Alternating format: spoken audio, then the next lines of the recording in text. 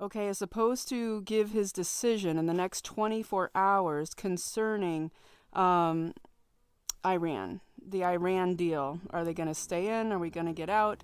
Are we taking down the deep state, taking out Fordow, that mountain installation that the Q team has put out there that seems to be a deep state installation regarding the creation of nuclear weapons to be used in a World War III sum of all fears scenario. So we don't know if that is going to, which tack this is going to take. And it's interesting it's coming in the next 24 hours. And one of the reasons this is so interesting to me is that having recently read the letter that was written by Anna von Ritz, who's an ex-judge who pretty much has blown the lid off of corporate law in this country and how this country has been incorporated and is no longer a constitutional republic. And according to von Ritz, and you can read her things at annavonritz.com, and I will link them in the blog to this video. And I apologize that it sometimes takes me a good while to get the blog up. It's just a busy life, a lot to do. I'm doing my best. So von Ritz is saying that according to when Macron was just here visiting, okay, the French, the Prime Minister of France, Macron, he is a Rothschild banker, literally. Like you can't make it up. He literally walked out of managing Rothschild bank to being elected president of France against all odds, against Le Pen, who was a much more populist and much more popular president. But then we saw this magical election of Macron. And so according to von Ritz, that the U.S. corporation, which is what we all live under, which is why our birth certificates make us chattel at birth, that was a coup against the United States way back at the time of the Civil War. And when the Civil War went bankrupt, well, the Civil War wasn't really so much a war as it was a tool used by the English banksters to bankrupt the country so that they could take over the country in this coup that basically turned the United States of America into the United States Incorporated. And what von Ritz is noticing, and if you remember back in October, we were all expecting, right, it was supposed to be October that the whole economy was going to plummet, that everything was going to reset, that it was supposed to be October. Now people are talking about it again, what's going to happen. This budget that just passed that has all this heinous stuff in it. People are saying, what's going on? Why are we having this reset not happening? How is it being curtailed? How are they keeping it afloat? And all kinds of great folks report on that. But what I like about Anna von Ritz and how she has exposed this whole corporate structure of the country that we live in, the corporation that we are enslaved by and also are servants of, that it went insolvent back in October. Okay, so there was a portion of it that had already gone bankrupt in 2015, right? And we already know we're, however, 20 trillion plus in debt. But back in 2015, we had the addition of the municipal corporation running the government, which runs the municipal government, went bankrupt. That was in 2015. So that's why it was like, oh, it's coming, it's coming, it's coming. We need Hillary. We got to get the UN in. They're going to globalize the government into this world UN corporation. And then just last October, when we were all being told the reset's coming, everybody was talking about it constantly on everybody's show. Well, that was when the territorial corporation went into bankruptcy. And if you go to annavonritz.com, you can read the difference between these things. And tomorrow on this show, I'm going to be interviewing somebody from the National Liberty Alliance who may also be able to add additional information about what this means, about the territorial corporation entering BK.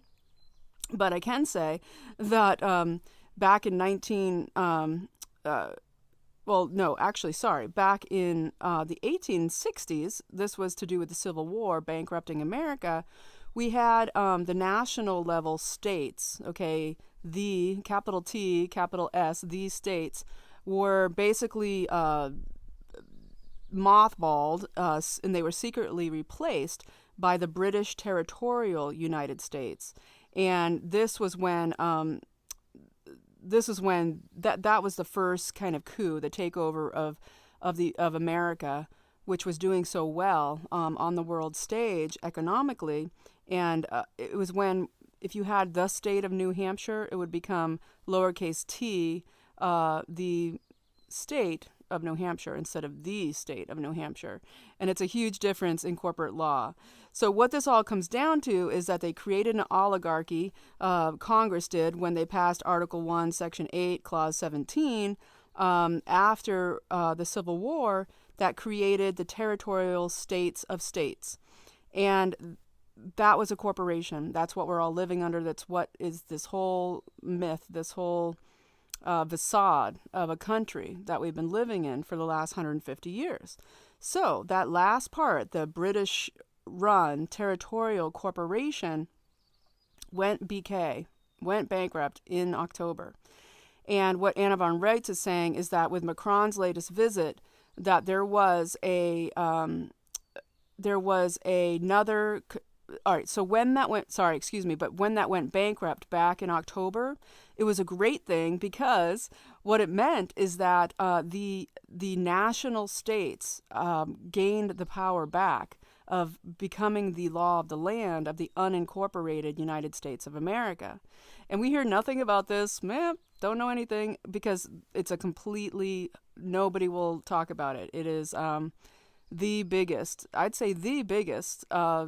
scam that we're existing under.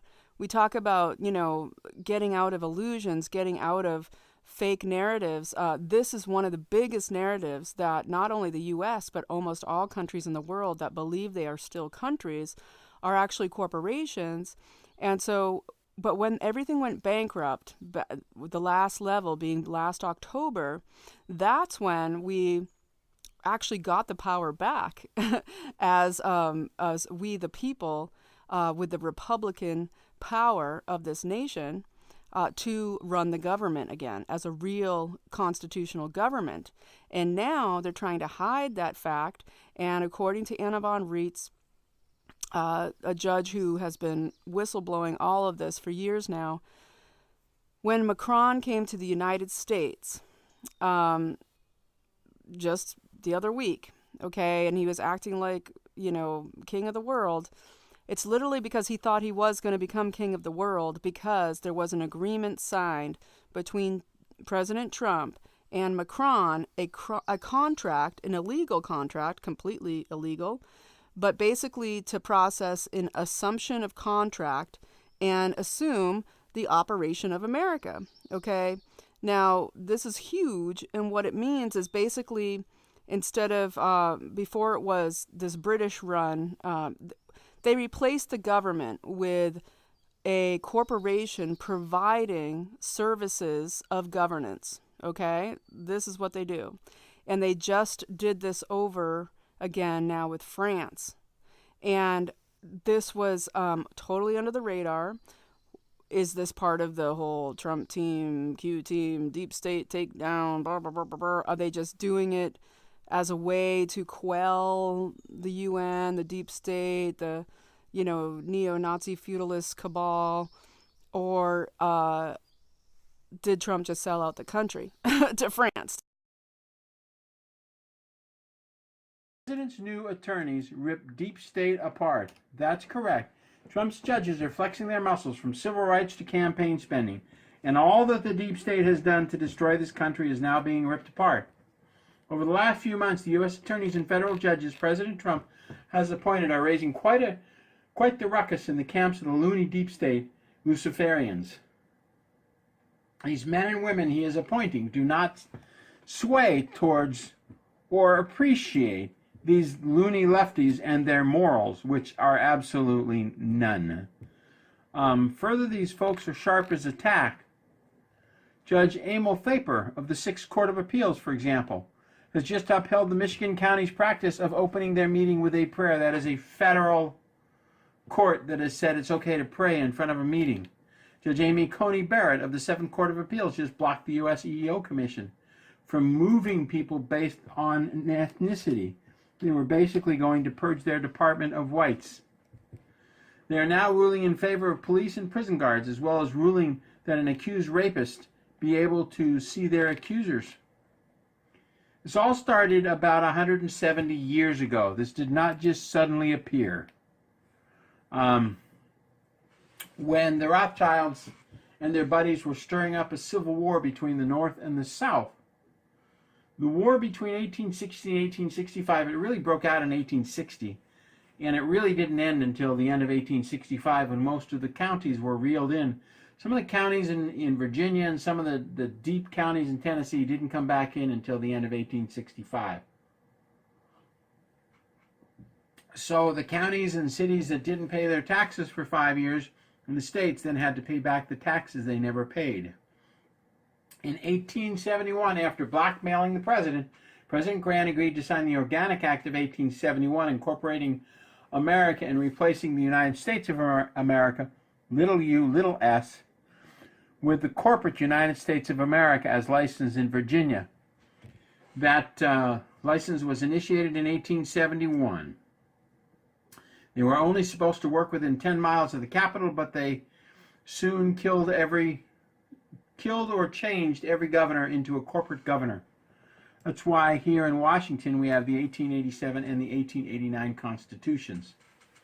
The original United States of America, not incorporated, the governor was killed, the Capitol was burned down in Cle Elum, for example, and then we have a new one in Olympia, an illegal one. Now fast forward to March 9th, 1933, where the United States of America Corporation went into total and complete bankruptcy. Let me read you what Congressman Trafficant read that got him killed. He was jailed and killed. Mr. Speaker, it is an established fact, this is in congressional record, that the United States, you got to hear this, the United States federal government has been dissolved by the Emergency Banking Act. That's dissolved, March 9th, 1933. Declared by President Roosevelt being bankrupt and insolvent.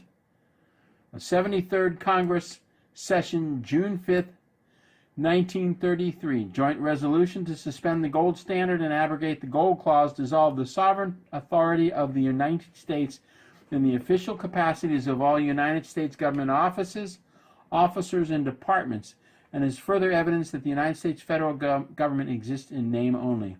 The receivers of the United States bankruptcy are the international bankers via the United Nations, the World Bank.